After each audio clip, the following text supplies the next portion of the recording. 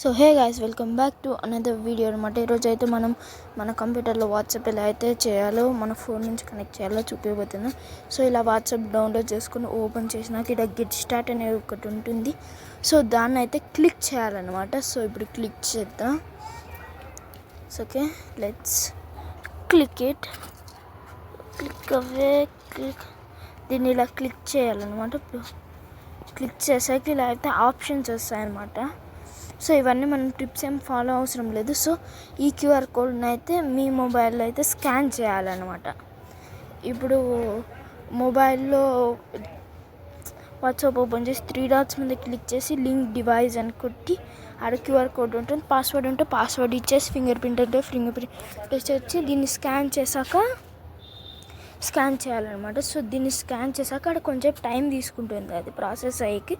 మళ్ళీ ఇట్లా మనం అయితే వెబ్సైట్స్ యూజ్ మాత్రం చేయొద్దండి. సో ఓన్లీ మనం డౌన్లోడ్ చేసుకోవాలి ప్లే స్టోర్ నుంచి. సో ఇలా అయితే మనం చేసుకున్నాక అది